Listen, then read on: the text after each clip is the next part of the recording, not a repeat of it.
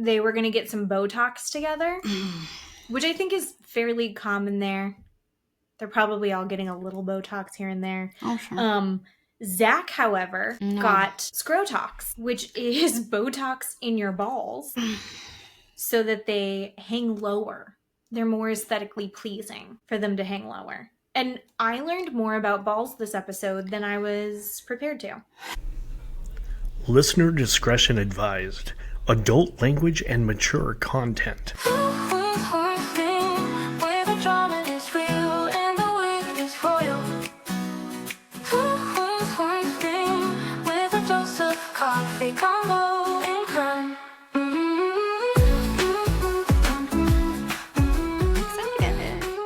It's so good. Welcome back again, everyone. Two Queens, One Screen. I'm Jen. I'm Keeley. And we were just gossiping about the newest Love Island and how fantastic it is. Yep. It's a little bit, I want it to be as good as last season. And I don't think anything's going to touch how incredible last season was. But this one's shaping up to be pretty fun. Oh, yeah. Super messy. Keeley, you haven't watched quite as much as I have watched. No, I am not caught up to date. Unfortunately, I am only up to where they did the first recoupling and Beldasha is gone. Mm-hmm. But again, I have seen clips. I am not beneath spoilers and watching what has happened ahead of time because I am a middle child and I suffer from FOMO greatly. So I need to know what is happening at all times ahead of time. So I kind of know what's been going on, although I haven't seen the full episodes that you have seen, the current two. I think there's two that I haven't seen. How I felt about last week was that Bell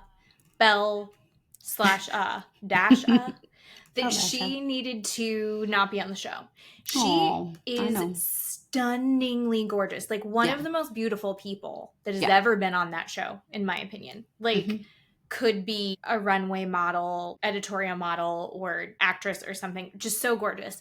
But she's really into her Christian values and was not going to put out. Ends up going back on that and putting out quite a bit.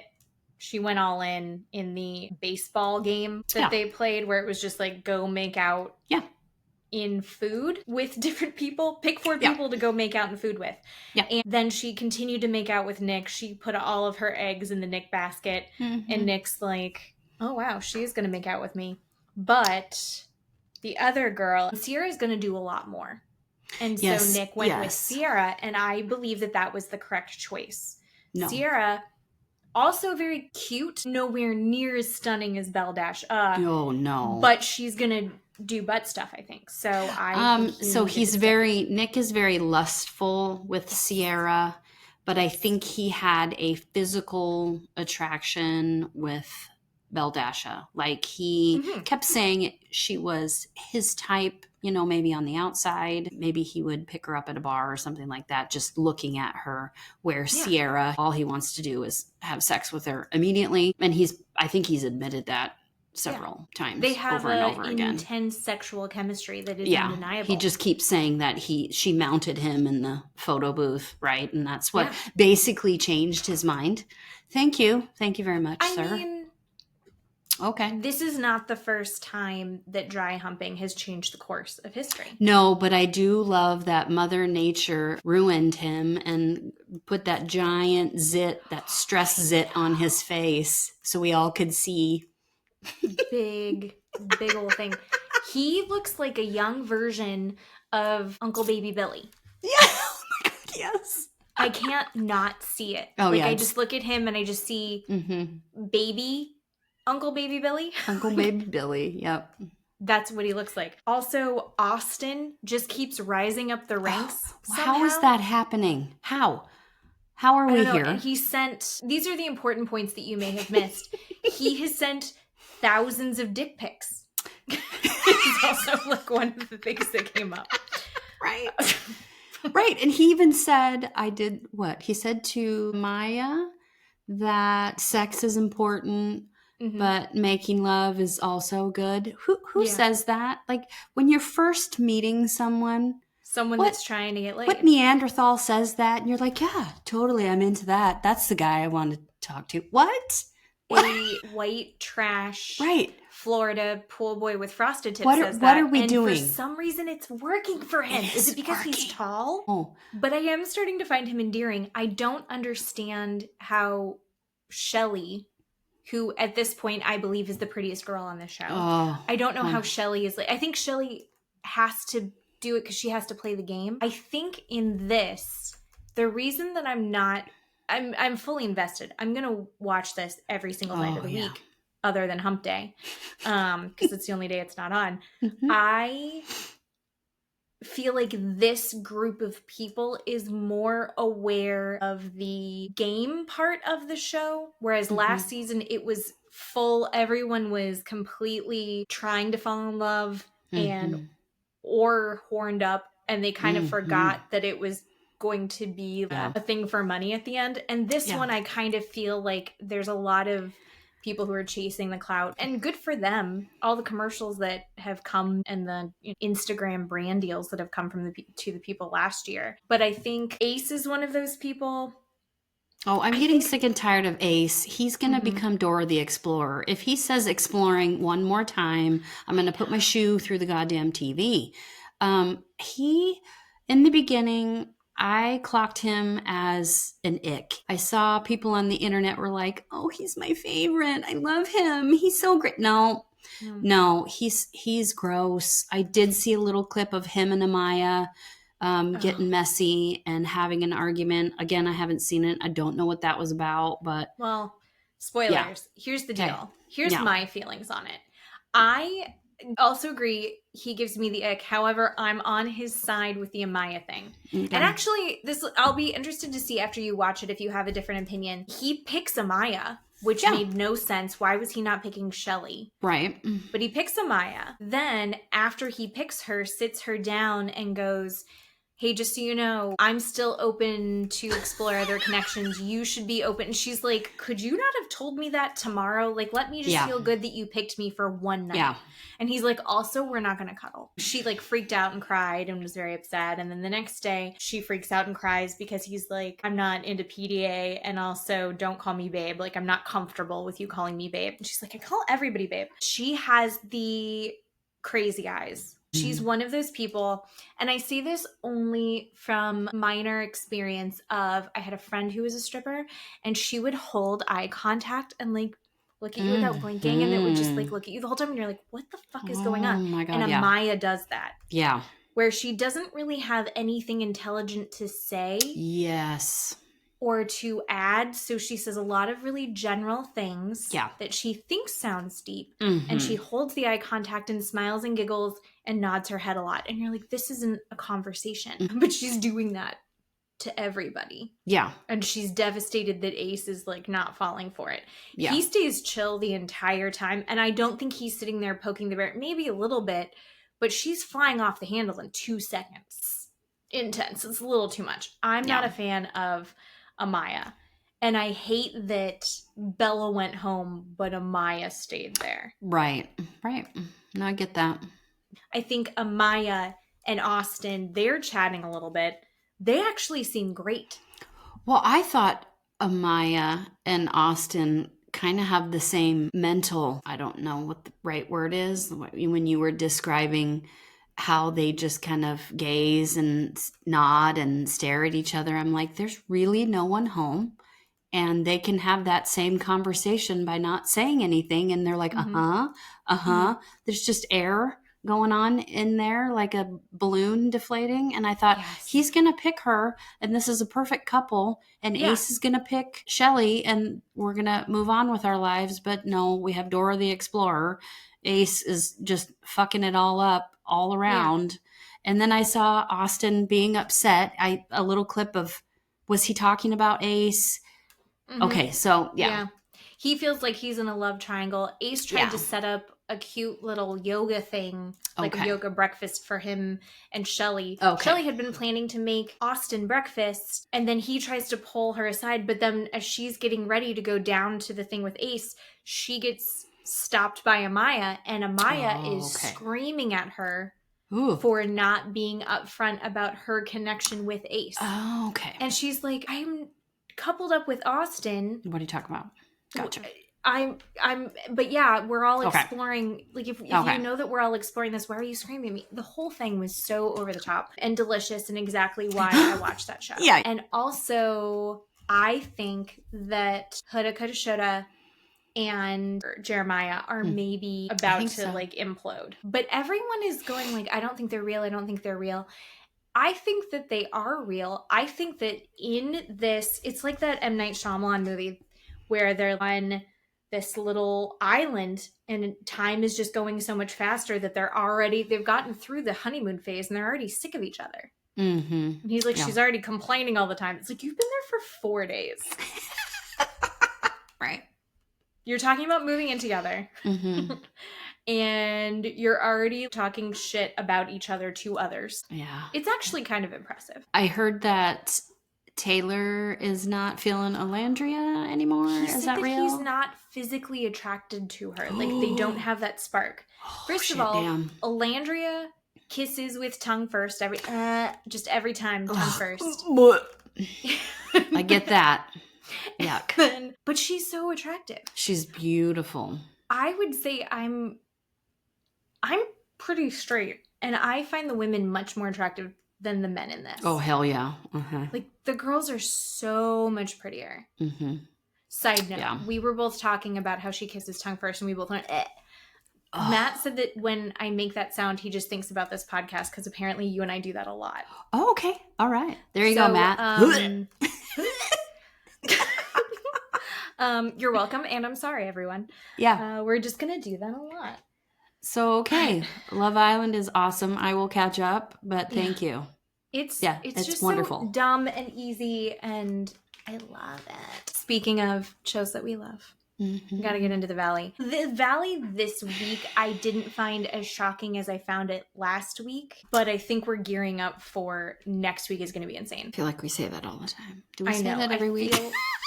True. It's like we're holding it up. Well, we also thought that he was getting Jax out. might be getting out this week. Yeah. He's getting out next week. Mm-hmm.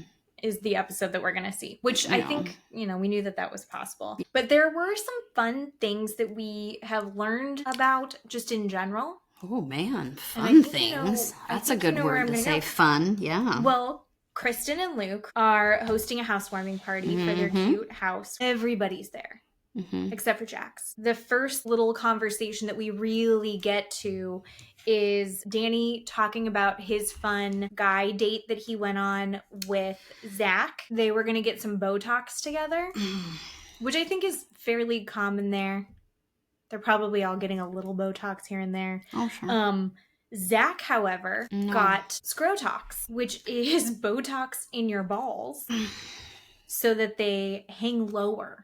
They're more aesthetically pleasing for them to hang lower. And I learned more about balls this episode than I was prepared to. Help me, Jesus. I do accept that I am not familiar with gay male culture of ball aesthetics. Yeah. But you do want them to hang lower, I guess. And apparently it feels better when you're having sex because there's more movement because they're not coming up and down. But they even said it in the after show. Balls have to go up and down to regulate your body temperature. Is that real? People, help us out. They go up and down. We don't know any of this.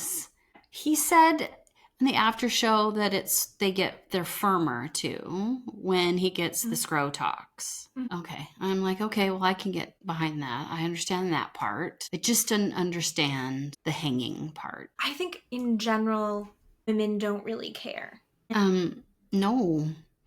We're not going anywhere near those goddamn things. It's not focus. It's not a focus. We don't know anything about them. And even if we do go near them, we're not quite sure if that's what you want us to be doing. Maybe we're thinking that's what you want and we're just playing a guessing game at that point, right? Yeah, I feel like in general, it's just if we're in that area, you're just thrilled that we're there and you're not going to critique it. Right. But when it's two dudes, they can actually get like a little bit more intense about it. Sure, more specific. So maybe Zach should give us a little bit more information. But it didn't even seem like that. He was that aware of why he was even doing it. He was just doing it to try it out. Yeah. Yeah. And apparently as you get older, they hang lower anyway. So if he just waited a couple years, he would have known what that was going to be like anyway. Did you not know that they hung lower when you get older? They're like boobs. They just sag. Right? They just sag. I mean, they just gravity. No man can escape it. There's no collagen. There's no fat. There's nothing in there. They're just going to hang there just like boobies. So, but like, whereas for women, we don't want the sag. With men, you do want it.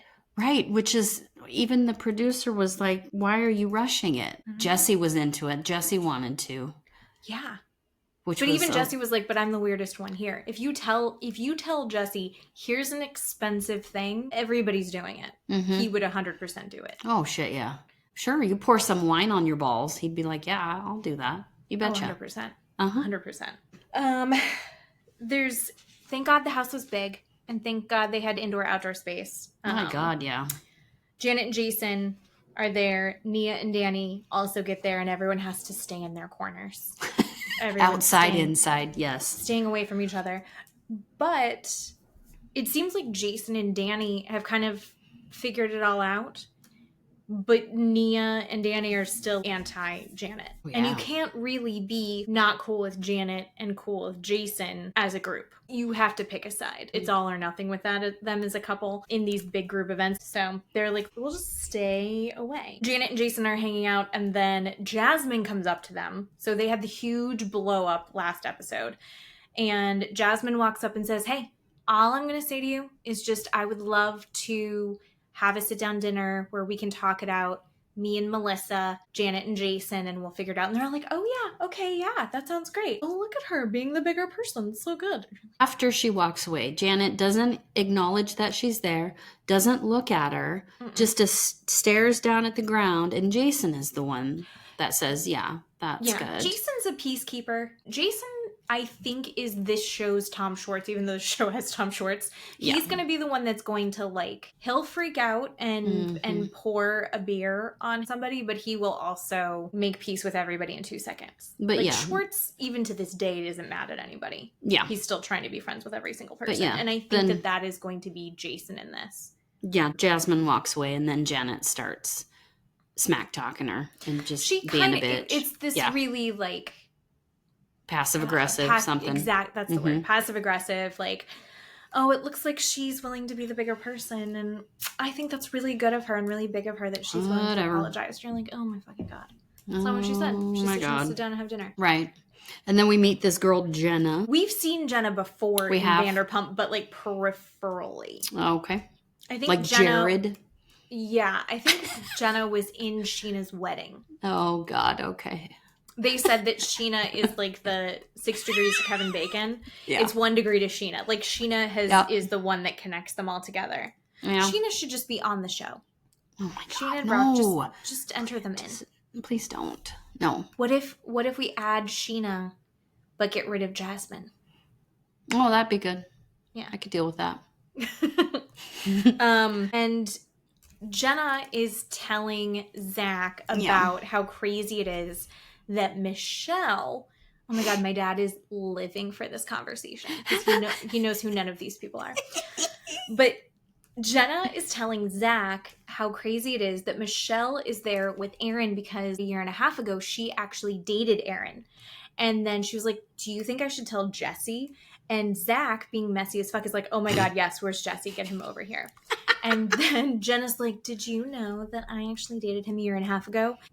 In his brain, he's doing that meme from It's Always Sunny where he's like, oh my God, doing his conspiracy theory with the strings and all the pictures and everything. He's like, that's so crazy because I heard a story that Michelle confronted one of the guys she was cheating on me with by going to his house and caught him with another girl. Maybe that was her. And she didn't say that she had been confronted by Michelle. But she's like, oh yeah, that's so weird. That could be what it was. Oh my God, stop.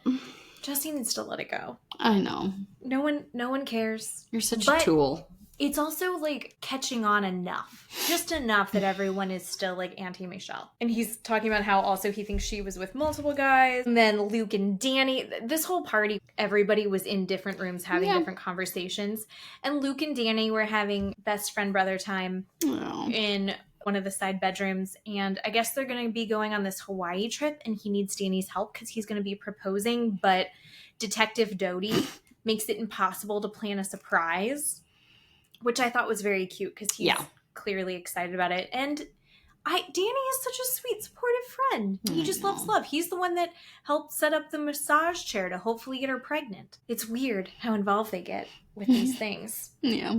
And then in another room, Brittany is telling everybody about the phone call that we watched the last time, where she's trying to FaceTime Jax's sister, and then Jax is texting the producer that's in the house and telling them that he can hear everything. And then he sends a nasty email about how the house is in foreclosure. And then also he is being taken to the hospital for a possible heart attack. Yeah. And Brittany's going, I got a call from his therapist that, like, does everything with him. And, like, if he has to go out and do stuff, he's with a therapist. Yeah. And she's like, so he actually never left the facility. And he berated the front desk girl to tell them that he was going to urgent care, even though that wasn't true. So when Brittany did call to check on him that he was going to the hospital, he had made this poor front desk girl in tears. Mm-hmm. Because he made her lie and say that he had gone, and then his therapist then had to backtrack the next day and go, he never went. Yeah. That never happened. Yeah. He's fine. He, in the after show, then tells a story about how they came and checked him out at the facility and they hooked him up to monitors and things, and he can't fake a heart attack. And they said that he should go, but then he didn't really want to leave the facility. So then he went and took a nap, and then they woke him up and they were like, do you want to go? And he's like, no, I think I'm fine. I'll stay. None of these stories make sense. I'm just saying, Jax is the biggest fucking liar on the planet. He asked if he left the facility, if he had the heart attack. He's just a liar. I mean, that's not the question that he was asked, you know. And then he says, well, I can't. How do you lie to a facility? How do you make a facility? How do you trick a nurse into thinking you had a heart attack? That wasn't the question that he asked you, Jax. No. So he's ridiculous. He is. There's nothing that he says, and he's so calm. Like, if we hadn't been watching Jax for the last 10 years, 12 years, and this was the first time, I would think that Brittany was insane. Yeah. I would think that, because I would be like, look at him. He's chill. He's calm. Yep. There's no hesitation for him. They just flow. All the lies just flow out of him. Yep. It's incredible. He's a scary, scary person. Mm-hmm. Yeah. And it just gets worse and worse. But he just blames everybody else for himself, just like the whole phone thing. Well, you know, the only thing I had in the facility was a phone. They should have taken it away from me. Are you serious? Why is it their fault that you had the phone, dude? Mm-hmm. Well, and that was really fun too, is at the end, even Jesse was like, did you consider reading a book? Oh. So he's terrible, and I would not want to be dealing with him. So I'm sorry, Brittany. Then we see the next day, Michelle goes over to a very pregnant Lala's house, and they have a sit and catch up, and it was very sweet. And Lala is checking in on Michelle because, you know, Lala went through, she never got married, but she's dealing with co-parenting with Randall, who Randall is a monster. Mm. As obnoxious as Lala can be, Randall seems like genuinely a horrible person. Yeah. And Lala and her talking about how difficult it is to co-parent, because then your kid comes home and you've got to go shopping in Target, and suddenly your kid's just throwing whatever they see that they might kind of want into the basket, and it's, no, that's not how this goes. But clearly Dad just lets everything happen. Yeah. Oh, you want to go to the pool right this second? Let's go to the pool right this second.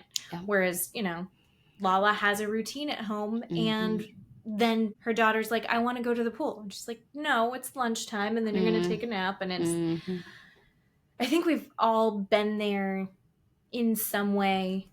I think, with our partners when we're raising kids, but then also like with grandparents. Mm-hmm. When they come home from grandma and grandpa's and they're like, all right, I want this now. And you're like, that's no. And they're like, I've become accustomed to a certain lifestyle. And like, but they're having to deal with that with their co-parent. And that fucking sucks. Mm-hmm. To have to retrain your kids. But it's nice that they can talk to each other about that. Yeah. Yeah. And then Lala checks in and she was like, do you want to talk about your mom?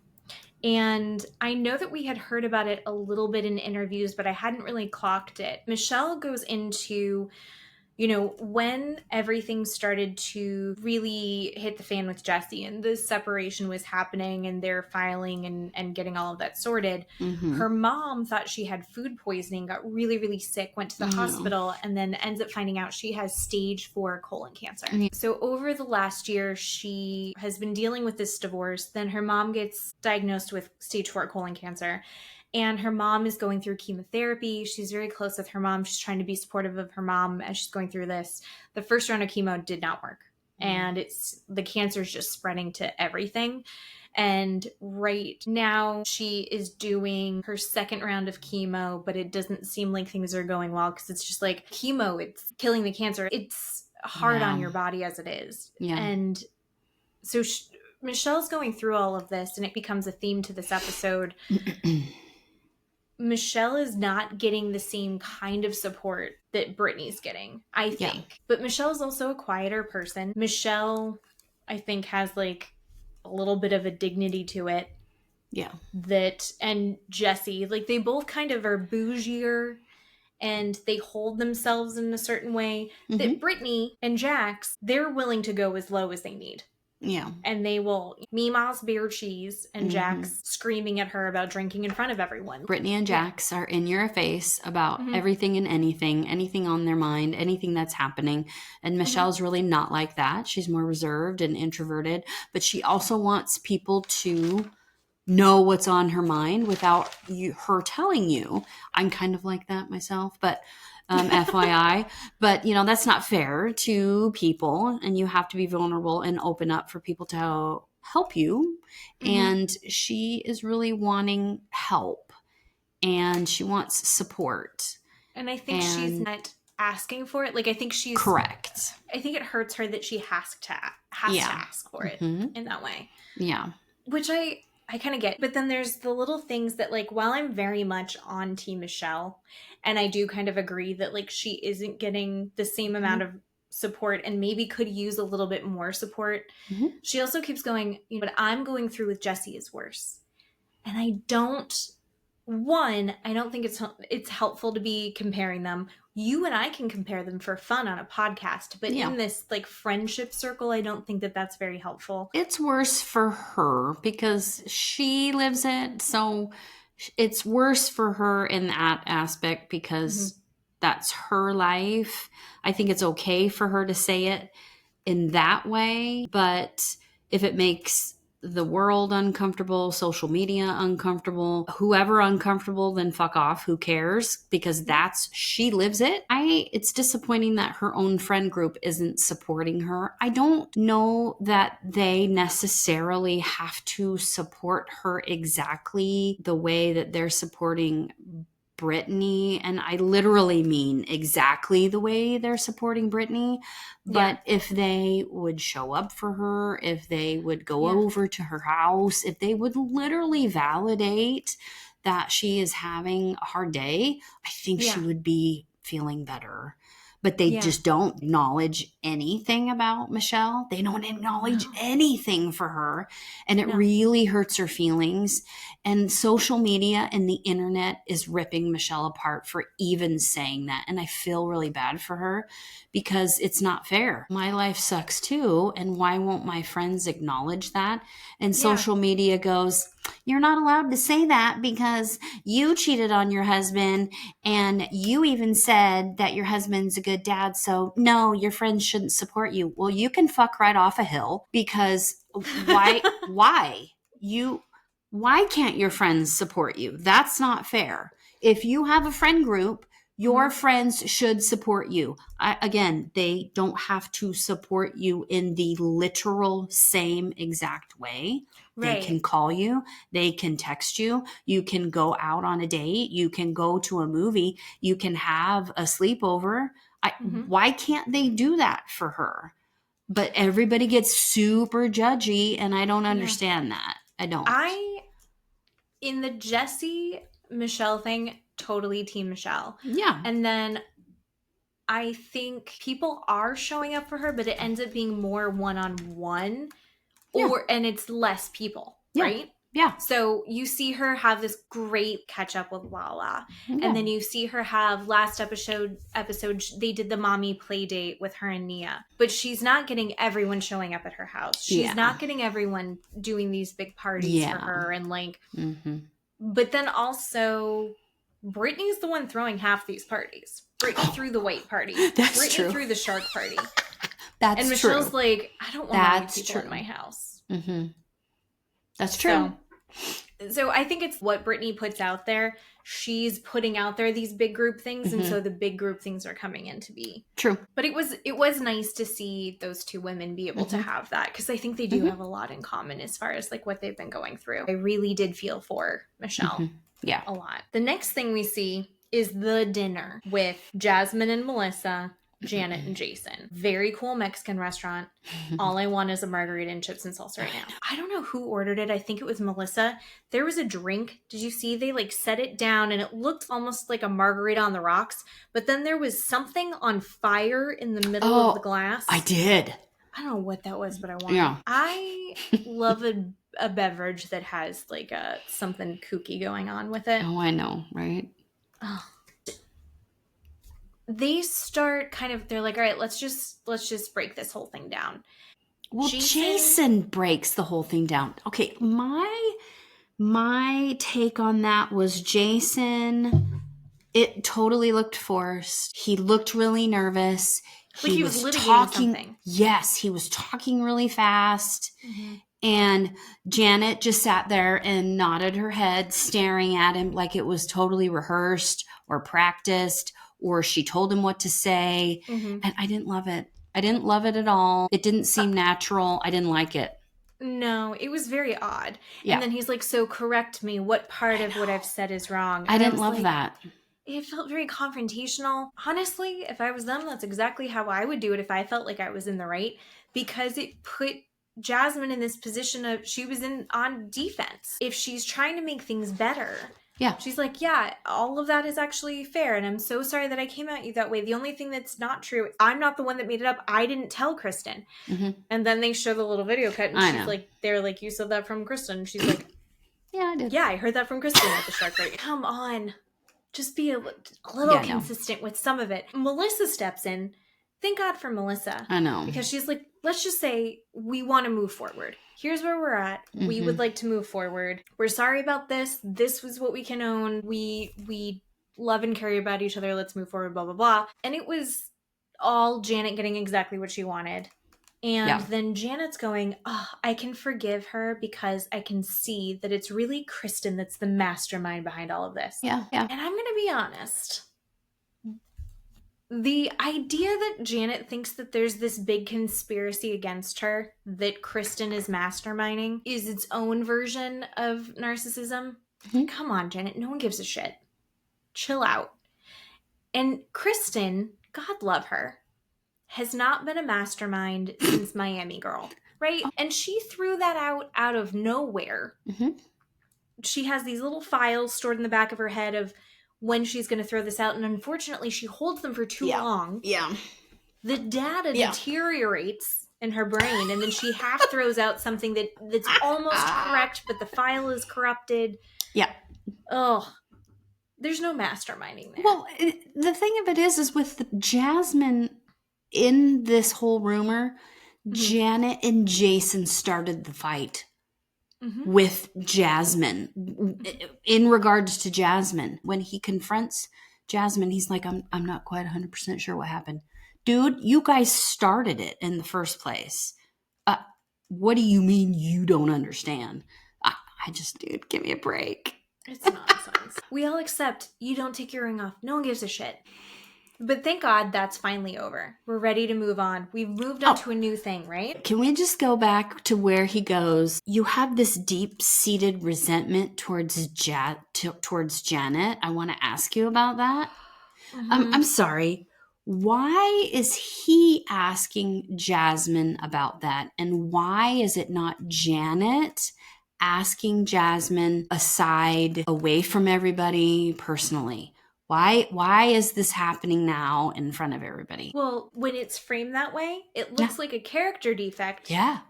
Instead of, did I do something? Instead of Janet being like, why are you mad at me? It's like, you can't be mad at the mother of my child. So She's mad. a sweet little angel baby.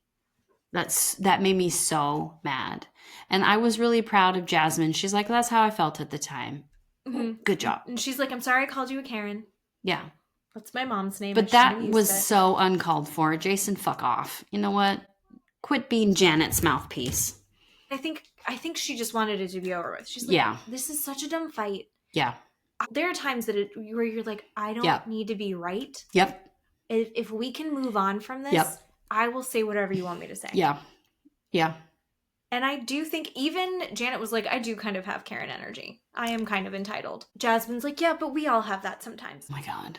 Okay, fine. Let's just, obviously we're all kissing Janet's ass. So let's just get this over with. And then Janet's like, if I would have known, or I would have thought that you thought it was 2-on-1. Bullshit. Oh my God. I know. I'm like, you're such a liar. You're such a liar. You knew it was 2-on-1. Get the hell out of here. I would have walked away. No, you wouldn't have. You knew it was 2-on-1. Get out. God. So stupid.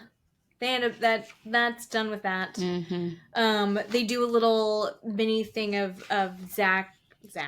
Jack's recorded videos that he does. Go, guys, I'm in the facility. I'm about to get out. I just can't wait to be back.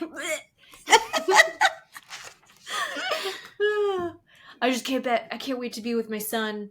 I've learned a lot in here, but it's like there's a lot more of the work that I have to do. I just hope everyone can see how hard I'm trying. Fucking bullshit.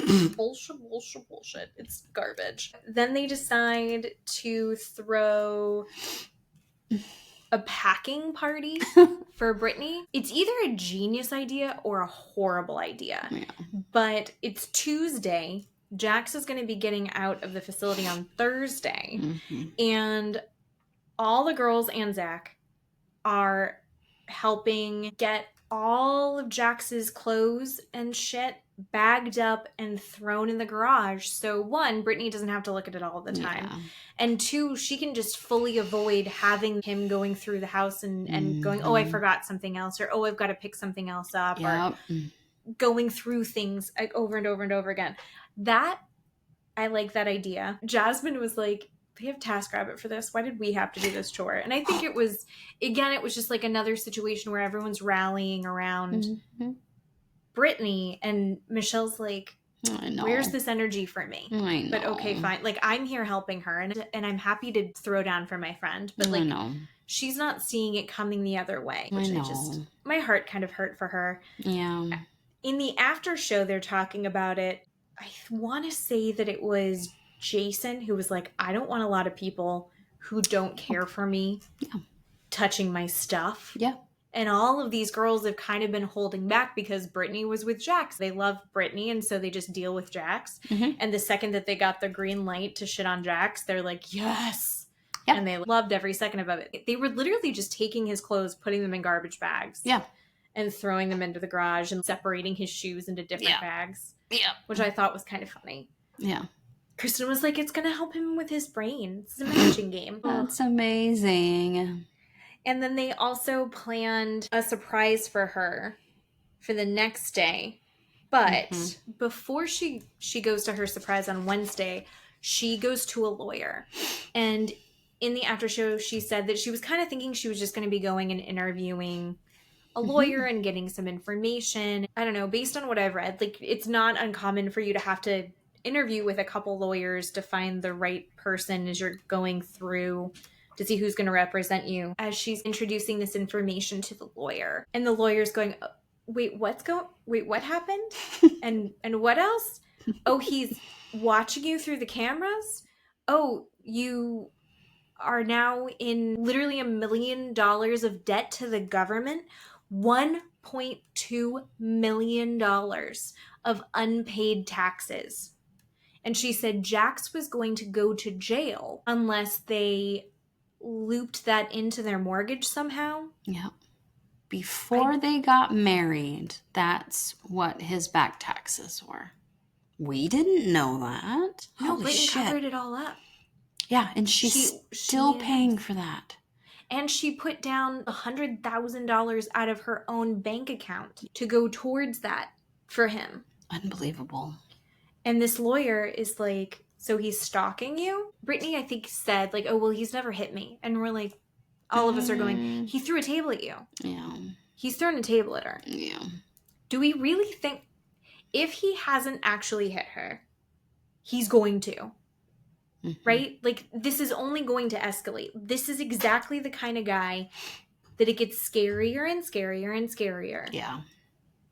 They make documentaries about him. Mm-hmm.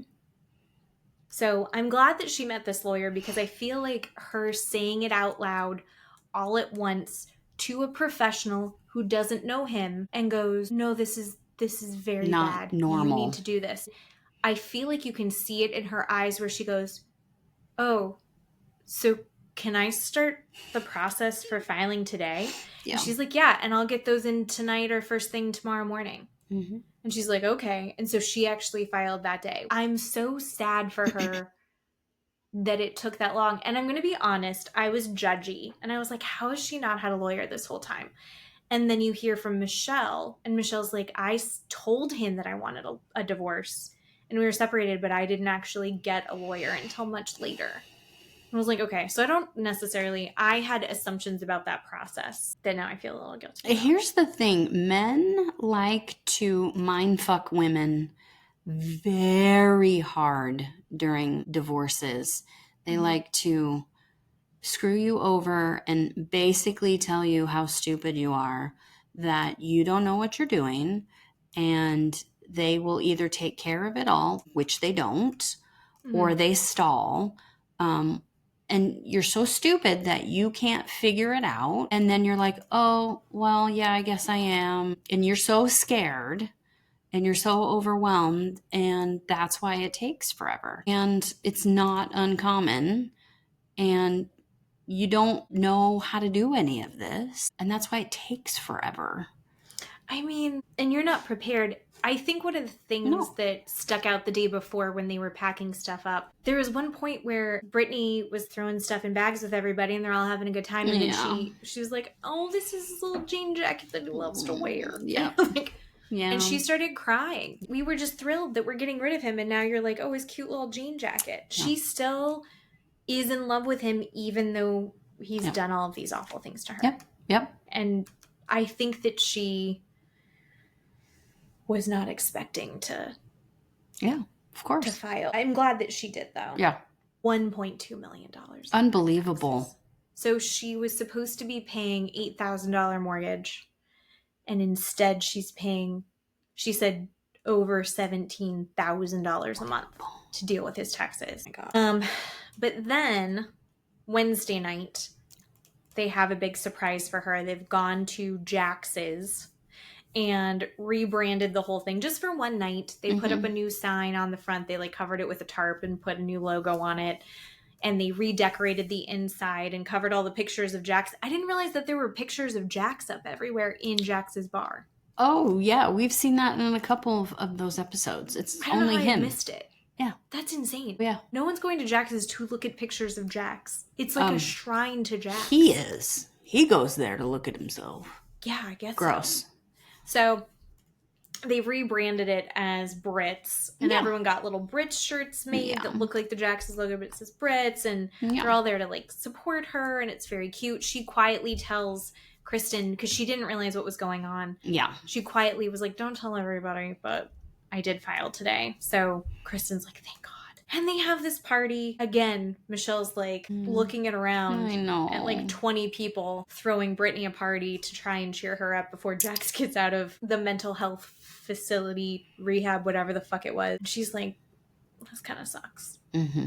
I'm more on Team Michelle. Not enough Team Michelle to watch all of that Watch What Happens Live episode, but poor Michelle. Then we start, once we've surprised Brittany, she's loving it. It's so cute. They've got her pictures up everywhere. They've redecorated. It's very sweet. We see everyone getting drinks.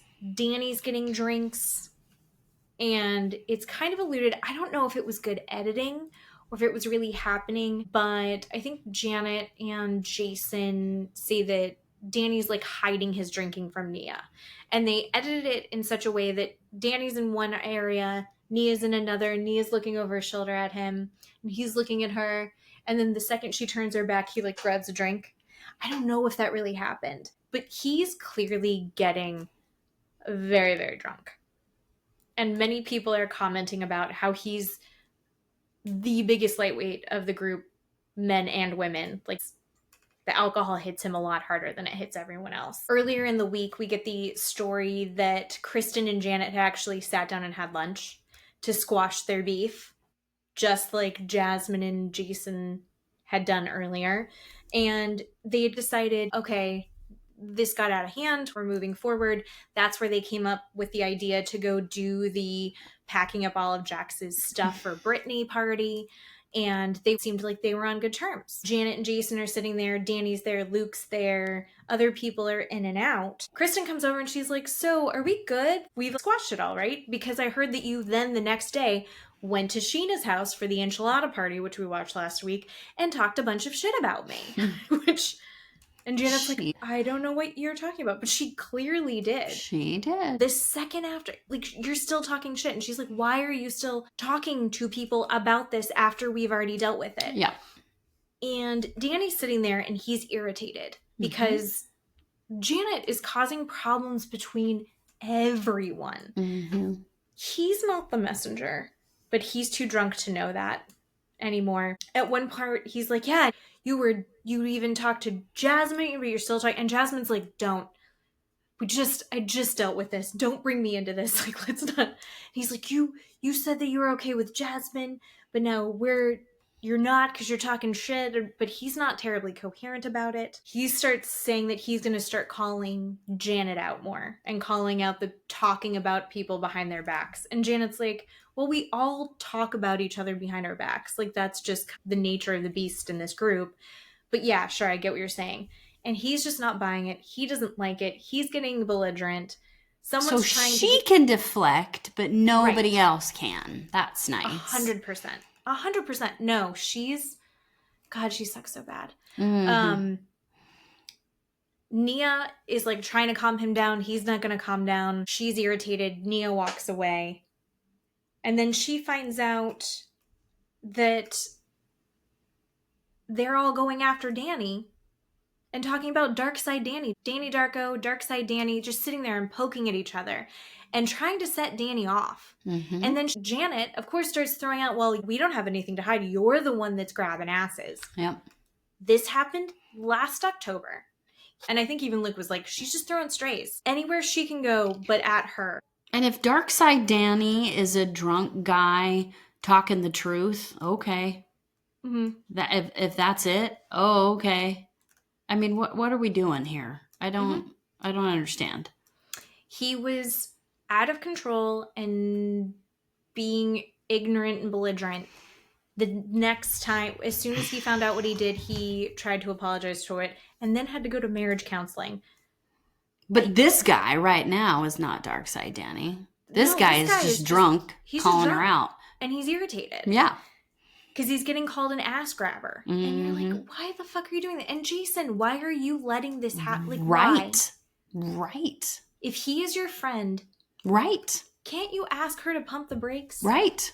Or at least be like willing, you have to deal with the consequences of this, which like. Shut the fuck up, Janet. So Nia calls an Uber and they're going to peace out. I just felt so bad for Nia. I'm glad that she's sticking up for herself and she's not going to keep putting up with it. I feel honestly bad for Jason because Jason's going to end up a lonely dude. He's going to be hanging out with his wife and his kid and his wife's friends. And it's going to get really boring. When all you have to talk to is Brock. I love Brock. But when that's all you have, it's going to suck. He's going to have Jax and Brock. And that's it. Yuck. yucky. We also realize that Jesse's there. Poor Michelle. She's like, everyone's doing this for Brittany. And the guy that I'm dealing with some awful shit from, he's telling everyone I'm a hooker. Mm-hmm. He's just here too. And he wasn't drinking. Yeah. And he wasn't drinking because he wanted to be very clear-headed, because he is picking up Jax from rehab the next day. Yeah. And he thinks this whole thing is dubious, this rebranding for the night of Brit as Jax's. And he thinks that this is poking the bear. Mm-hmm. Of course he does. He's concerned that there's going to be a pretty severe regression from Jax as he's coming out of this mental health facility. Mm-hmm. Whereas Zach feels like, fuck him. Who cares how he's doing? Kind of, I see where Jesse's coming from, but also, who cares? And then you also find out that Jax was seeing people post about this on social media, losing his shit. And then he was also like, I get why Brittany's friends are there. And I get why their husbands got roped in. But Tom, and Tom's like, yeah, you sent me so many rage texts. So many rage texts. And he's like, yeah, because I saw a leg that looked like his shoe in a picture. And Tom's like, yeah, I was actually out of town. That was not me. I did not go to that party. But I did get a lot of rage texts from you. You freaked out at me. Like, holy fucking shit. He's doing it to everyone all the time. He talks about, in the after show, the tit for tat that he and Brittany have, and how he would never have done that sort of thing. And he feels like it really was just very low of everyone to do that. This is my one thing that I have. He said that he keeps his side of the street clean. He's letting Brittany go off. He's letting Brittany tell all these horrible stories, but he will never talk badly about her in public. We've heard him say she cheated on him with Julian. She tells a story about how before she had even gotten together with Julian, they were separated and he was texting other women, and they had taken cruise to the aquarium together. Yeah. And girls were texting her the messages that he had sent them. Yeah. After they had hooked up.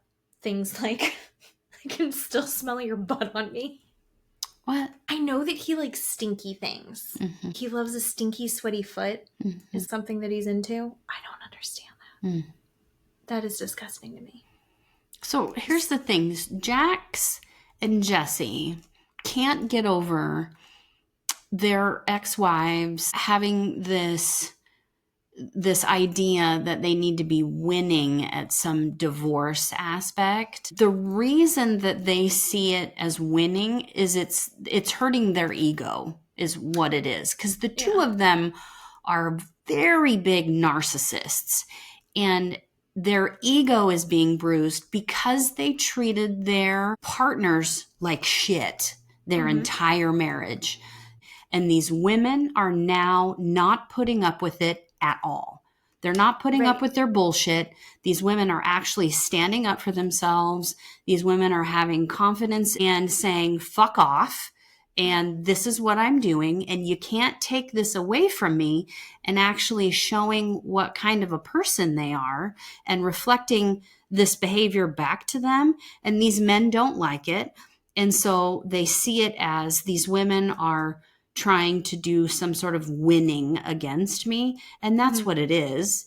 And it's really infantile, and it's stupid and disgusting. That's why Jax and Jesse keep saying, well, why do you have to keep winning? Why do they have to keep one-upping me? No, they're not actually one-upping or winning at anything. They're just reflecting back your bad behavior back to you, because you tortured them for however long you were married, and you were a complete dick to them, and they're not putting up with your shit anymore. And you don't like it. So, yeah. It was really humorous if it wasn't so gross. Jax was talking about how he's not going to speak negatively in public ever about the mother of his child, which he's talked so much shit about her. We've over all and seen over. It. And he's like, but I don't do that. I would never do that. And she wants to say this, but one day Cruz is going to see all the things that she said about me. But it's like her saying the things that he has done out loud is like, he thinks that's worse than him doing the things that he's done. Yeah. She's done a lot. She's done so many bad things, but I'm going to address that with her one-on-one. What? And it's like, if there was something for you to address, you would have done it. You've addressed things. Like she sent pictures to Julian, and you're not okay with that. You've talked about that a lot. Yeah. You won't stop talking about that. Yeah, you won't stop. Exactly. We've asked you to stop. What else have you got? Yeah. That she left the house? Yeah. Like, what else do you have here? He's also talking about the money that he's going to be giving her. Hasn't given her any of that money. Mm-hmm. This whole thing, I don't know how much of the financials that we'll get to be able to find out in real time, because they're still not divorced. Oh, yeah. When all of this shakes out, my God, yeah. I am so curious. Desperately want her to be able to get out of his tax situation. I think she's still in the house. So the foreclosure stuff, it seems like she got that figured out. Yeah. So he's going to get out next week, and it can't go well. I don't actually think I remember seeing a recap. No, it just said to be continued. They didn't even, or not a recap, like a spoiler. So we're not going to, they're not showing us yet, guys. So it's going to be insane. To decompress from Jax Taylor, I think it's time for true crime story time. True crime story time. Yeah, I've got it. You're better at that than I am. Somebody's got to write us a song. Somebody write us a song. So we have to get back into the Mortician, episode 2 on HBO. It is so good. I am so glad that you picked this one. Blowing my mind, because as we go through, it gets worse and worse and worse. It's also crazy that I've been reflecting, you and I talked about this. I've been reflecting on my own experiences with loss and like what that process is. And it is very much dictated to you by the funeral director. They give you all your options. No one's is exactly the same. And you do have freedom to choose different things, but you know, you're putting all of your trust in these people who you are, you know, these incredible professionals. The Lamb family was such a pillar of that community. Several years ago, my little sister, she passed away. And after we learned about what was going on with the teeth, it really shined a light on actually how fantastic the people who did the people who did my sister's viewing and cremation and doing all of that for our family, they were really wonderful. But one of the things that happened, Chelsea was my sister, and she passed away suddenly very young. She was in her 20s.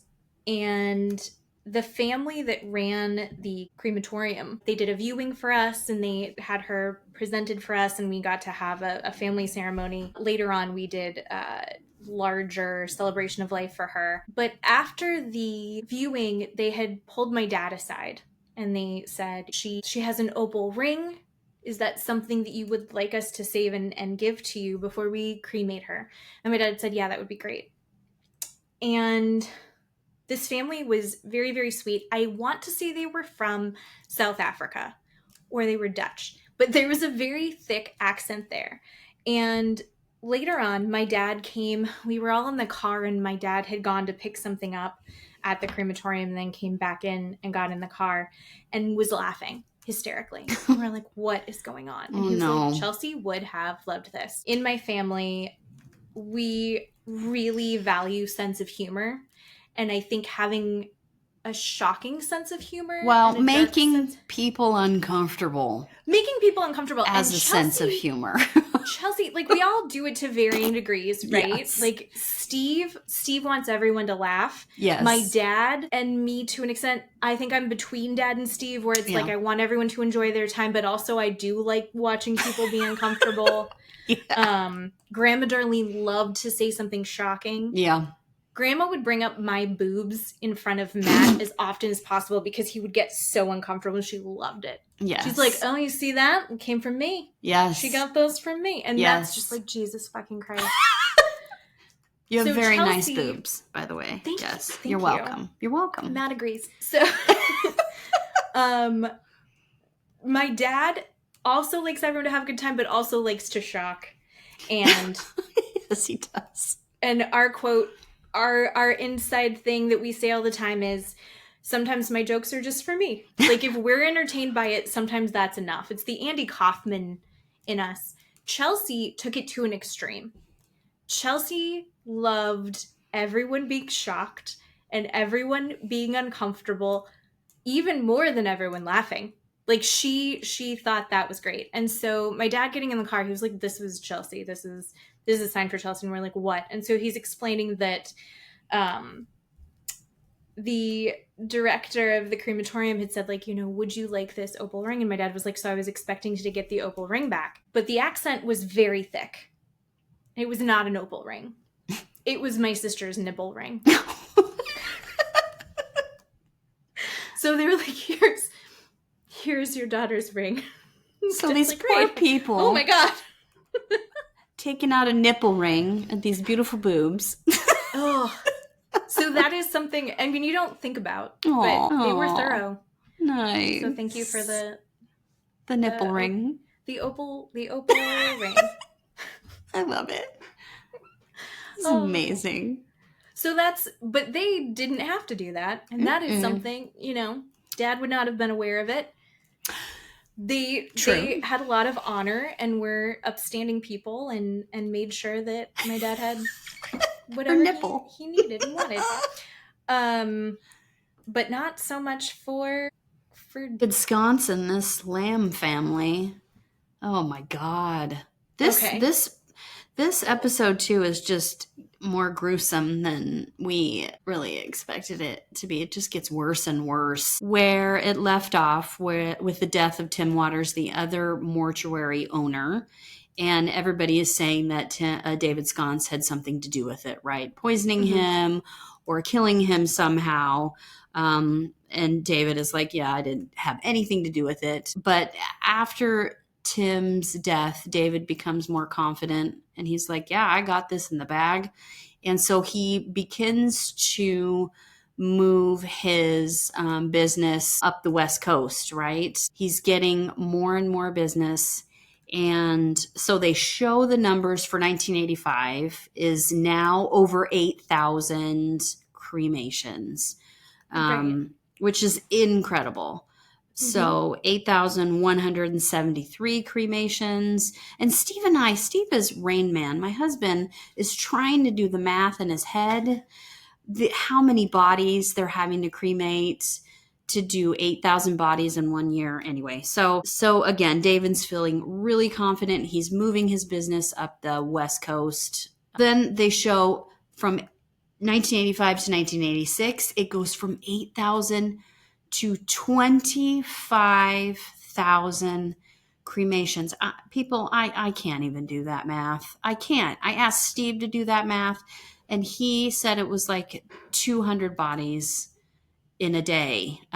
Anyway, so that's incredible. So 25,000 bodies they're cremating in a year, from 8,000 to 25,000. David is pressuring his employees.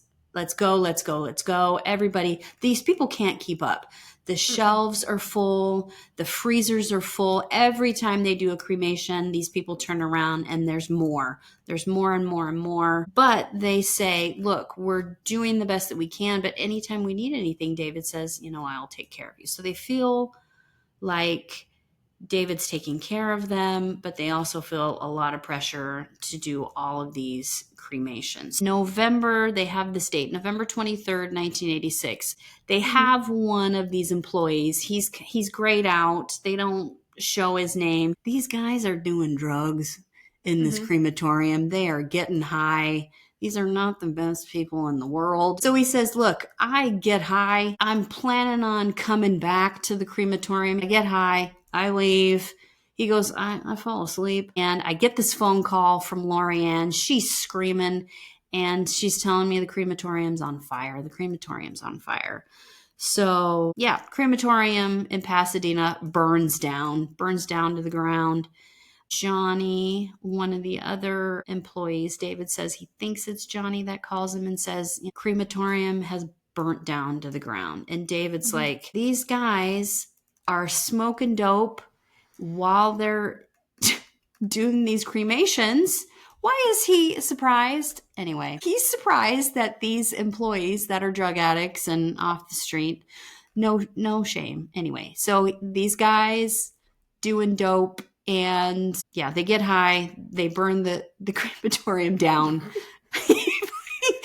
That location should have been taking, I think they said it could do 8 bodies total a day. Yeah. And supposedly this is his crematorium. Yeah, and he said at this point he was doing 15 bodies in each oven, and he had 2 ovens. So he was doing 15 in each oven at this point. And he said he was still picking up business and still doing cremations, and people around town could not figure it out. Where? It was the most Jax Taylor. He was like, I should have been, that's on me. I should have been more selfish and stopped taking bodies. Yeah. But no, I was so concerned about making sure that my guys got paid. Yeah. You know what? Gold star for you. He really should have been more selfish. Was an A+ criminal. So people could not figure out where he's doing these other cremations. So we find out 1986, and this is so funny. I'm watching it with Steve, and they say, no, David's like, people couldn't figure out where I'm doing my cremations. And my autistic husband goes, the desert. Yeah. And I'm like, how do you know that? He's like, he's doing it in the desert, honey. So yeah, we've all seen Breaking Bad. What?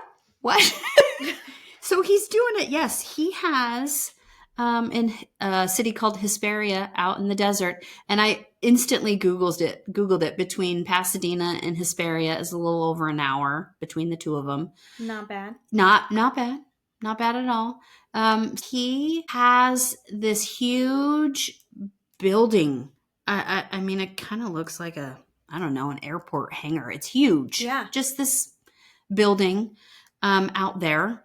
And so we see this interview with this air pollution guy, and I'm thinking, here we go. It's so wild. It's like here we go. It's like how that mafia guy, he got stuck on his taxes. Yeah. It all fell apart for him for air pollution. Yes. So 1986, air pollution, EPA gets involved because another business owner complains of the smell and of the smoke out in Hesperia. And they complain that there is a ceramics building that is stinky and has a lot of smoke coming out of it 24/7. And he's like, dude, you got to come out here and check this out. There is something going on that is not right. And so this air pollution guy goes out there, and it's called Oscar Ceramics, and they claim they are making tiles for NASA and the space industry. Space tiles. Space Smells tiles. like bodies.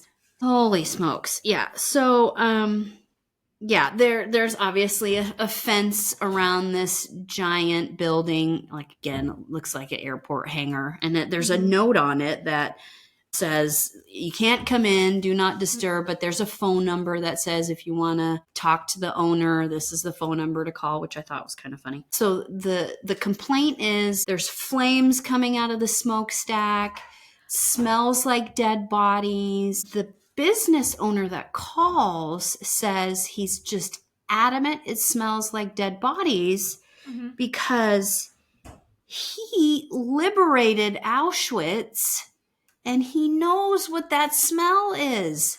I can't even. Isn't that horrible? I can't. I Can you imagine being that guy and smelling that again? Like the PTSD. My God. That's got to trigger. Yeah, I just can't. And this is in 1986. So Johnny is the other Hispanic employee. that he's talking and he says, David built these ovens inside the Hesperia ceramics facility that were just gigantic, just too huge. He said he knew it was going to not work. They were doing cremations for about 3 months before the raid, he called it. He just said it was just so overwhelming and so big of an operation that he knew it was just going to come crashing down. And then we meet the sergeant for that county, that San Bernardino County that Hesperia is in. So his patrolmen go out there from the air pollution guy to check it out. And they go out there in January of 1987. So they've got air quality control. They've got fire department out there. They've got the sheriff, the police. And they're on the outside of the fence, and nobody's coming out. But we see a picture of the Camaro, Johnny's Camaro, out there. That's the only thing that's outside this building. The description of how they had set it up, because was awesome. If it wasn't so horrific, it's funny. Yeah, true. It's like it's too hot to work in there. Yeah. So he had wired an air conditioner, like a portable air conditioner, and a television in from the electrical from the warehouse. So he had wires coming from inside the building to his car. Some sort of telephone also that he could call David, right? So he, at some point, Johnny just kept refusing to come out. Finally, he came out to talk to these guys. He called David Sconce, and David's like, you gotta keep him at bay. You gotta lie to him. You gotta do whatever don't let him in. Don't let him in. And Johnny's like, dude, I've got to let him in. So he finally lets him in. And this county sheriff says he walks in, and there is just ash, black ash and soot. And it's just sticky and oily is everywhere. It's on the floor, it's on the walls, it's on the ceiling. And these guys are wearing suits. And he said they didn't want to get it or touch because it would stick to their suits. He didn't want to touch anything. He didn't want to get it on anything. And so they turned the power off because they wanted to see inside these ovens. And the employee, Johnny's like, I'm not turning the ovens off. I'm not opening these kilns. I'm not doing anything. You guys do it. Yeah. So they shut the power off to see inside the kiln. And the employee's like, I don't want to see in there. I'm not looking in there. I'm not looking in there because whatever is being cremated is not done, is not fully cremated. I'm not looking in it. That's not for me, dude. So they put the fire out. They open these kilns, and obviously they see flesh and bone and skull. And they're inside also, I forgot to mention, they have barrels with prosthetics from these bodies also everywhere. I forgot about that part. That's got to be gross. And then he said they had dug these trenches on either side of the kilns all the way to the back of the facility to capture the fat burning out of the kilns like a drip pan. Drip pan, people.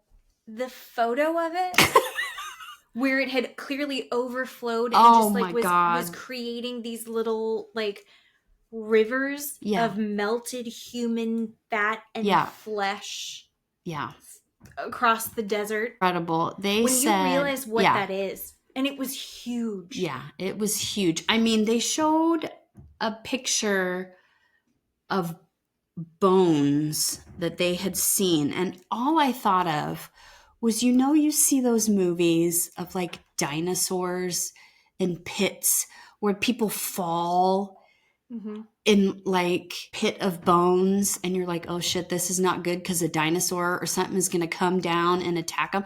That is literally what this looked like, of all these different, but these were human bones. Then the producer of the show asked Johnny, how many bodies are you guys doing in these kilns at once at this point? And he said, 150 to 200 bodies in each kiln at a time. And I looked at my husband and I said, I'm trying to picture when we go downtown and do, say, Live at 25 or a street market or something, and there's 200 people. That is so many. That is so many at once. I have no register of what that looks like or how big that is, how much work that is, or what ungodly that smell must be. Oh my God. Or even, like you said, the fat, how much fat that has got to be coming off. It looked like a parking lot. It was with like rivers through it was just so gross. Anyway, so then they cut back to David, and David's like, yeah, like you said in the beginning, I got ahead of myself. I should have done it better. I should have done it right. I should have done it correctly. And the producer's like, well, what does it look like? What does it mean you should have done it right? What does it look like doing it the right way? And he said, well, getting permits. I should have had permits for it. And he said, but I would still commingle bodies. I still would have done multiple cremations. Yeah, I still would have done that. Of course, we would have done multiple bodies at a time. Oh my God. And there's part of me that I can see where he's coming from. Yeah. I don't disagree. But also, I think that he's looking at it completely pragmatically. But I think that there is a need to respect the humanity. He refuses the second that someone's dead, and it seems like maybe even before, like he doesn't respect the humanity of others. Yeah, he's missing something in his brain. Yeah. There, skipped. Yeah. I don't know, some empathy button in his brain there. So then we meet a reporter that works for the Pasadena Star-News. So then the story comes out in the newspaper about David and the ceramics, facility being investigated for these kilns. And so this reporter, he sees David Sconce and he says, I'm going to go in the phone book and look up all the last name Sconce. Okay, so for anybody out there listening to this podcast or watching us, a phone book is a big giant book with everybody's name and address and telephone number. We used to have those a really, really long time ago before we had cell phones. You had to or Google or the internet or anything. You had to open this giant book to look for someone's name. And so he said he opened the phone book, he looked, everybody had the last name Sconce to try and call them to see if they had any sort of reaction to this news article coming out. He got the fourth person down, and this guy just started saying the F word. Who the fuck are you? What do you want? What? Anyway, he knew this was the David Sconce they were talking about. Got the right guy. Yeah, got the right guy.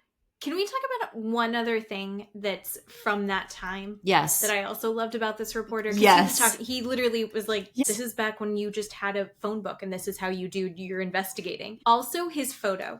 That's back when they didn't have digital photos. Yes. And so his picture is him just like this kind of blank stare. Yeah. And like, here's a picture of me from that time. Oh my God. You don't have a bunch to choose from. Oh no. He just has this one where he's like, huh. Whoops. Where somebody walked by him and they're like, hey, David. And then he was like, hey, there's no time to pose. No. We're not taking an Instagram. You don't get more than one try at that. No, absolutely not. Is what it was amazing. Thought of in that photo. Right. But he's fun. He's he's really good in this. So watch it just so you can see him in that photo. Yeah. Okay. Sorry, go ahead. So then he finds out that David is connected to the Lamb family. Mm-hmm. And so he calls that phone number, and the crematorium and the Lamb funeral home have the same phone number. So then he writes his story about the crematorium and the ceramics facility and the Lamb family being connected to it. And then he starts to get people calling him and writing him saying, how dare you disparage the Lamb family? They are basically close to God that you could get. These people are just wonderful and they're pious and they can do no wrong. Then we go back to the sheriff in San Bernardino County, where in Hesperia out in the desert where the ceramics facility is. And they are trying to figure out what, if any, criminal crimes have been committed at the ceramics facility, right? They're thinking, well, they did commingling of bodies. That's a misdemeanor, which is what David said in episode 1. He's like, I've done is commit a misdemeanor. So they're trying to figure that part out. So they do a search warrant. So the search warrant, the first one they do is on the Lamb family funeral home. He meets Lorianne, and everybody loves Lorianne. Lorianne is just wonderful and sweet. And how can I help you? And I'm just willing to answer all of your questions. And what can I do for you? And I'll make you a cake and I'll buy you a car and all of these things. She couldn't be more. She's sweet to the people that work for David. Oh God, yes. What was she?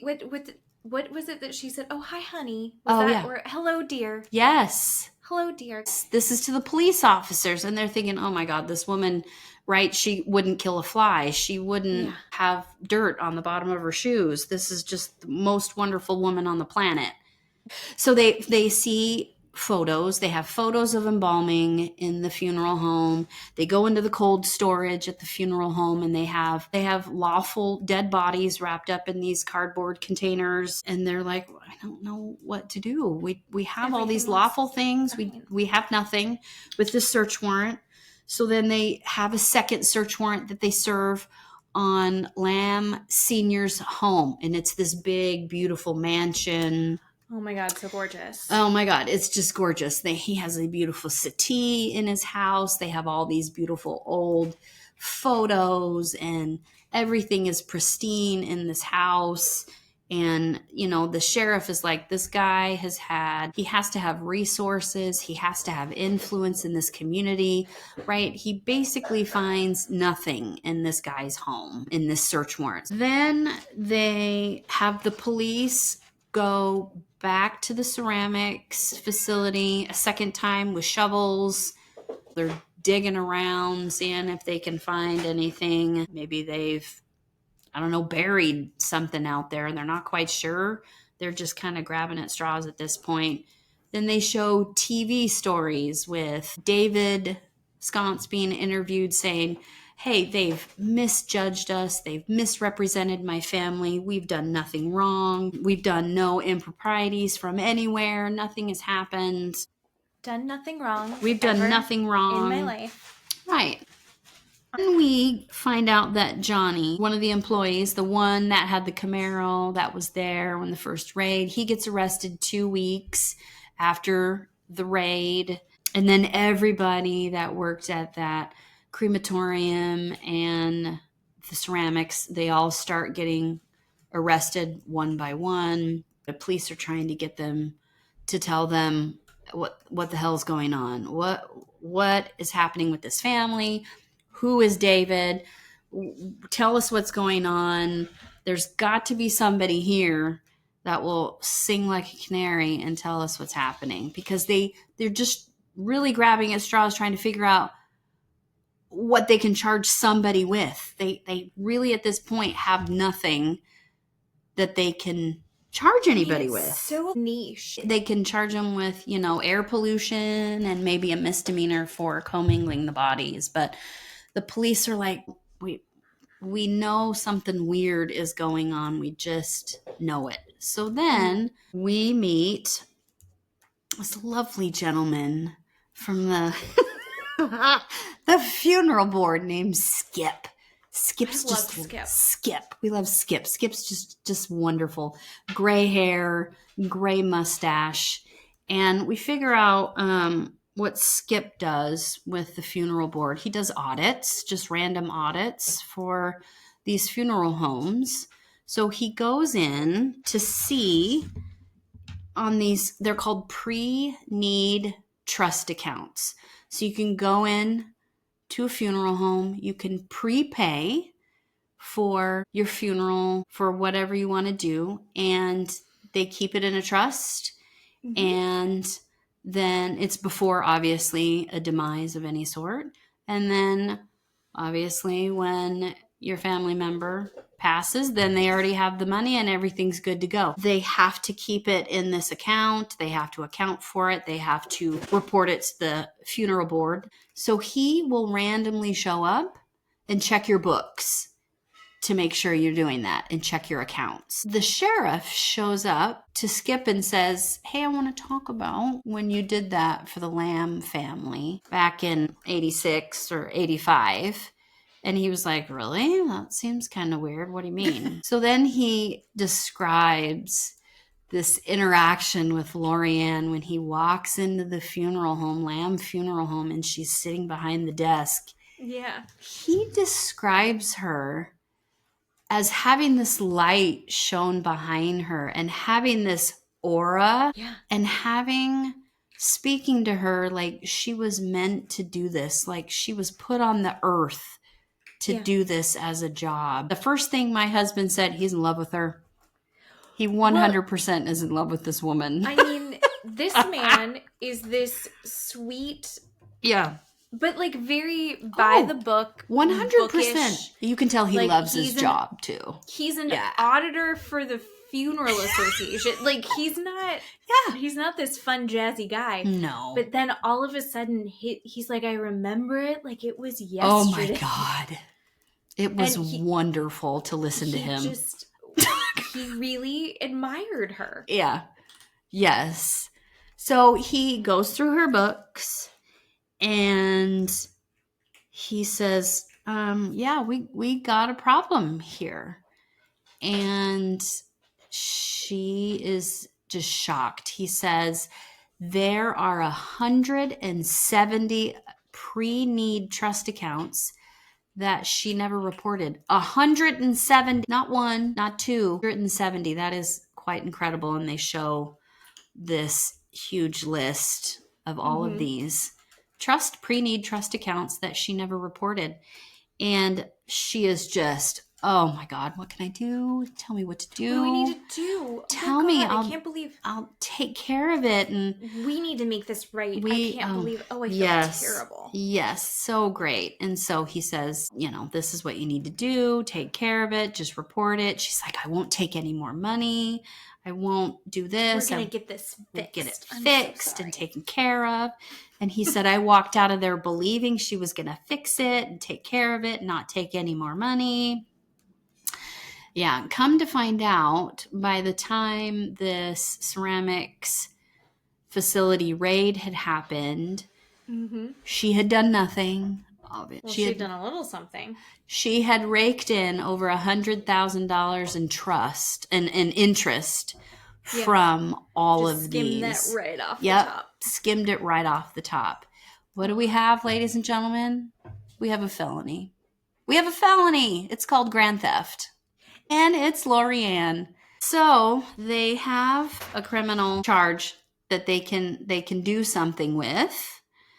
And so they all go back to the police station and they talk about it. And they're thinking, okay, let's put our heads together. The county sheriff calls in some deputy coroners to take a look at these embalming pictures.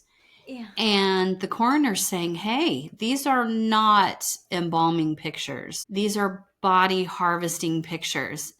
And they are all just shocked. They're like, what the hell are you talking about? And they're like, look, he's peeling back in this picture. He's cutting off his hair.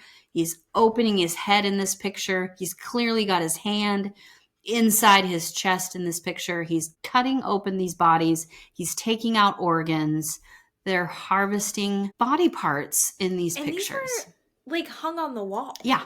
Hung on the wall in the funeral home that Miss Lorianne was working in and dealing. And the whole time until we found out about this. Yeah.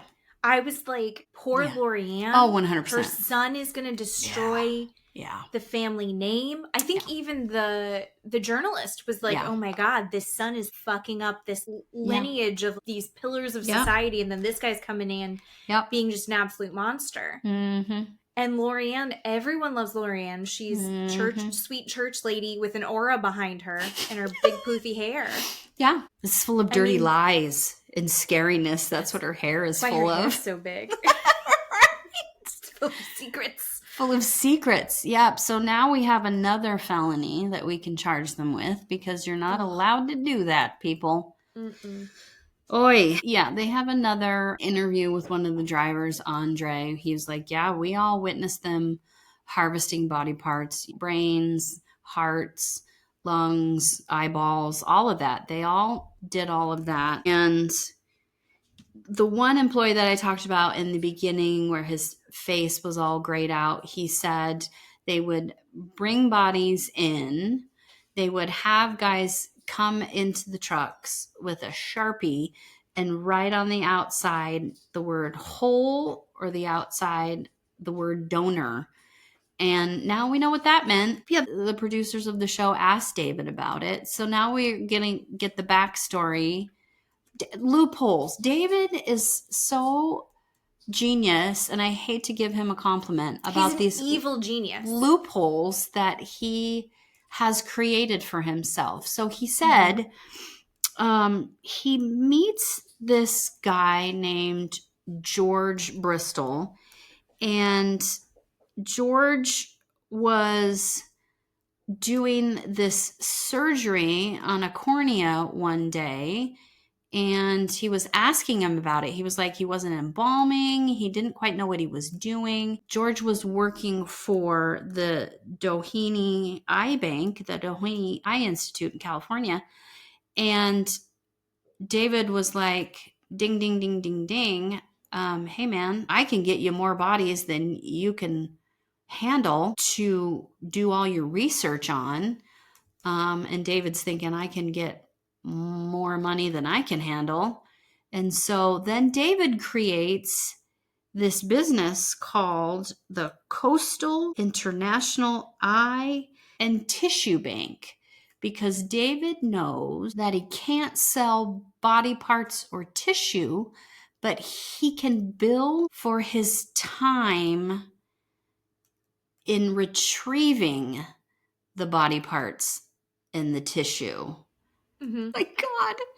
Oh my effing God. So he sets up this operation, and all of his employees notice these guys are around in like lab coats and medical coats, and these like doctors. They look like doctors, not doctors. He gets in businesses, actual businesses that have hired David to get these organs and these tissues for quite a lot of money.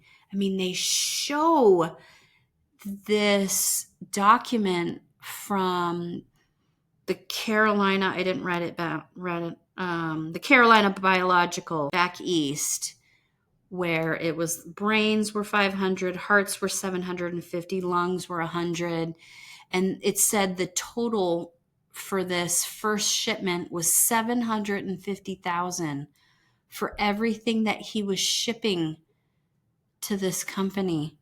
But he was just billing for his time. Holy shit. Like, it was just completely insane. It was absolutely incredible what he was doing that they had figured out. They interviewed some of the families. So the families were finding out through the news stories on TV and in the newspaper, right, that their ashes that they were getting were possibly not their family members.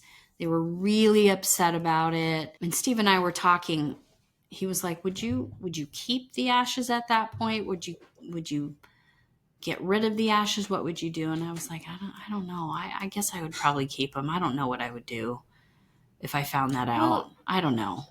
And then it's like you're now holding on to the remembrance of what you thought was your family, but now it's strangers. Yeah. And so how do you do that when you have no idea? Right. how do you respectfully hold that or dispose of it? So one of the families who had like taken her father's ashes out to the desert, she's like, who knows? Who knows who I put in the desert? And who knows where my father ended up? Although she did find out bit by bit, somehow they were able to find down and track down that his eyes had been donated and his organs had been donated. I know, that was incredible. I can't even believe that. So then the sheriff in San Bernardino County, where the ceramics facility was, he was telling us that they found out that Lorianne had, in the funeral home, ashes in her desk. So she had a Word Excel document. They didn't have Excel back then, people. This is what I'm trying to explain. But she had written down her little note, a chart that how much ash to put in the urn for a man, a woman, a child, and even a baby. I mean, so she knew what was going on. This is telling them that Lorianne knew what was going on. Intimately knew what was happening. If you know the weight needed to fake an infant's ashes, you know what the fuck's going on. Yeah. David Sconce at one point even said, people, I learned how to do all of this from my parents. Lori and Jerry have been doing this forever, and this is basically fruit from the poisonous tree. And the employees even said, we have seen Jerry go in and remove, gold from teeth. So all the employees have said, Lori and Jerry have been doing this. They know, and even Lawrence Sr. So all of these lambs have been doing this for years, for generations. And it really had seemed like they had, at worst, turned a blind eye to their son. Yeah. That's what it really seemed like. Yeah. And what it actually was is that he took what they had and went, let's expand. Yep. Let's blow this up. Yep. I honestly think he probably, if he hadn't gone so big so fast, it's like the Krispy Kreme donuts. Oh my God, it was like Five Guys. He went too many locations. Exactly. Yeah. So then they start talking about Tim Waters again. And they're thinking, well, if David could do all of these things, they're wondering if he had anything to do with his death, because they didn't really test for anything in his autopsy. It was just ruled that he had a heart attack, but they didn't do a toxicology report. They didn't test any of his tissue. They said it was happenstance that the night that Tim was killed, that they had two neighbors across from his business that had seen two guys come out and were eating and drinking after, and had dropped a carton of milk, and the police had picked that up and had kept it in an evidence locker for 2.5 years. And so they had tested that, and there were fingerprints on the carton of milk, and the fingerprints had come back to one of the drivers for David.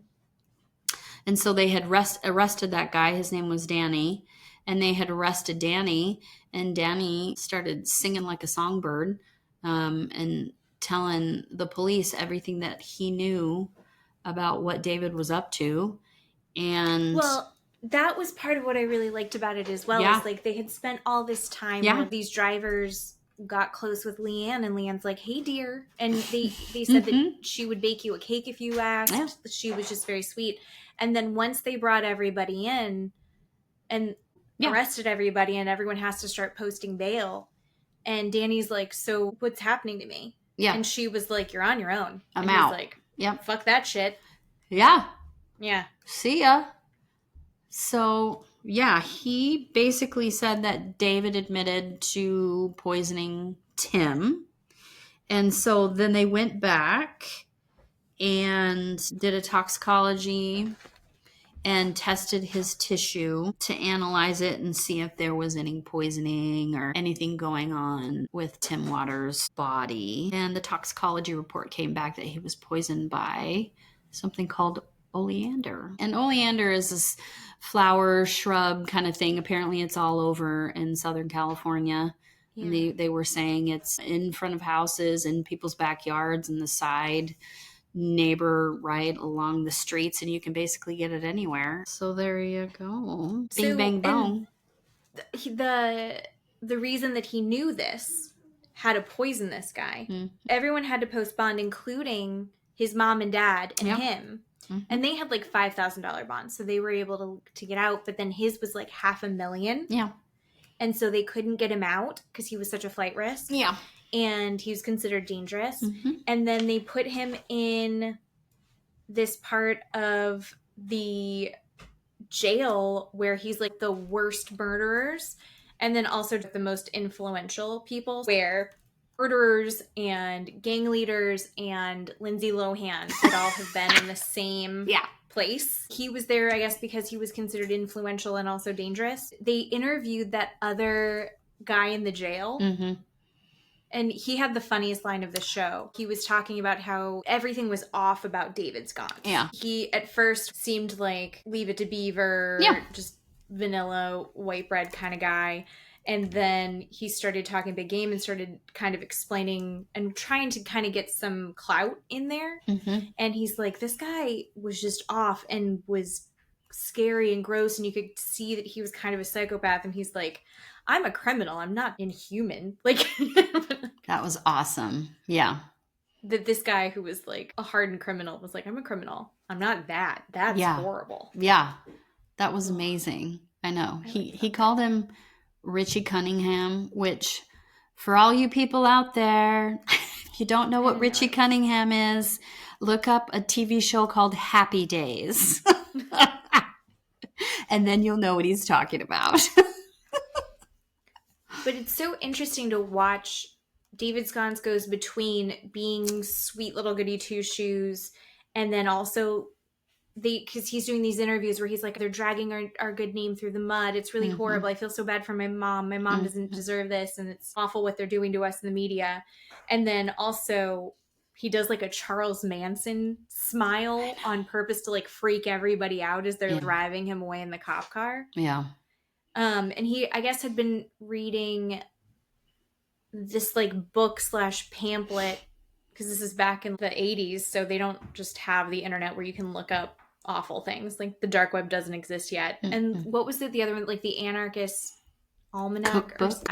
And it's like where you find out how to make bombs and poisons and all of these awful things. And he's very excitedly telling everybody about all the stuff that he's read in this book. And that's how they narrow it down, is that he gets a little proud of himself. So he has this book and everybody can corroborate that he has this book, that they've seen him with this book, that the book is in his car, and that's how he knows what to do with oleander. And then they show it with the plant poisoning and the weight and what to do with it and how much to use it. There's one of the employee that's always grayed out says he put it in his salad, the oil and vinegar salad dressing. Oil and vinegar salad dressing. Bitter. Mm-hmm. When he got up to leave the table, he put it in a salad dressing. And then at the end, that same employee said, I miss the good old days. It was simpler in the 80s and 90s.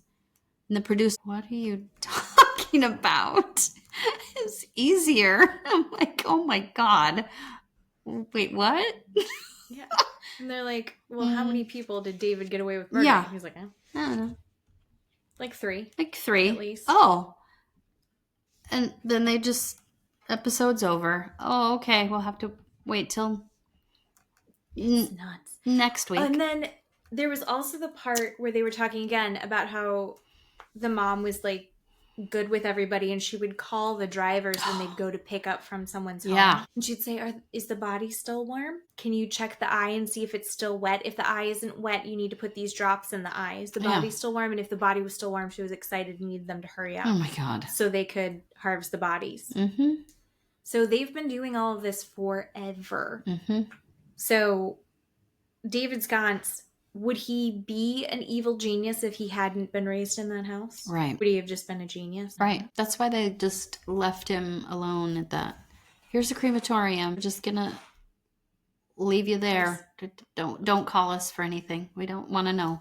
So we showed you how to do it. So go, man, go. It's gonna be nuts. So crazy. I mean, I just feel like every time I think that the story can't get worse, I know it gets worse. I know. Right. We have part 3 next week, which I think is the final part. Yeah. We also have, I don't know if we're going to talk about it next week or if we'll hold off until the week after, but Keeley and I talked about the Gilgo Beach murders. Yes. And a brand new documentary has come out about that. And this one is from the point of view of the murderer's family. I know. So this whole thing centers around how could the family have not known? Yeah. So we're going to find out from the family's point of view what was going on and what it was like in that house that was falling apart and had murders in the basement. I can't wait. So I'm very interested because the family seemed whacked out, but everyone seemed, at least from the law enforcement side, seemed to really believe that they weren't involved, weren't aware, didn't know. Yeah. So it's going to be interesting. I love it. I love it. And then we're going to hopefully get 2 new bombshells in the villa tonight. It's 2 new dudes. Yes. Dudes. Mm-hmm. Okay, I have to talk about Love Island one more time. Okay, go. Are any of the men attractive? I mean, they're all attractive, but like who's like meeting the level of the hotness of these girls? No. None of them. None of them. No. I was thinking maybe the British guy, but then he ruins it with his like he's never had a relationship before. Right. And I there's something off about him because the other girls before Hannah, all of them were like not yes, touching him. yes, Yeah. and there's something there. There's I don't know. A vibe is wrong. Mm-hmm. There's something that no one's clicking with. Yep. Like you said, there's like bad breath or something weird going on. Something's happening. I don't know. I mean, I like Hannah. I think they're very cute together. So maybe that's like literally not it, but I don't know. I don't know. I think they're both shallow as puddle. Yeah. I mean, everybody is, let's be honest. I mean, yeah. Hello. I think Austin is deeper. Oh. Than Hannah. Hello. Yes. And why is he raised up in the ranks? How did that happen? What world are we in that happened? I don't know. And I think Amaya, if Amaya doesn't get saved by the 2 new bombshells, I hope she's out so fast because she is insane. But you go on your phone and you vote, right? We vote. Do we vote? You vote, right? Get on your phone, download the app, and vote. Vote. I should vote. My love. I should vote. I'm going to vote. Okay. Everybody vote. I vote for real elections. I should be voting for this as well. Yes, it matters. All right. Well, because we're a part of it. We are a part of it. I need to feel involved. We are involved, and they're waiting for you and I to vote. Do it. All right. So this week, everyone vote. Yes. And tell us who your favorites are on Love Island. And hold your butts because Jax is getting out of rehab. And part 3 of The Mortician will be next week. Yeah. All right. Well, thanks for listening again, guys. I love you, Keeley. I love you. Bye. Bye.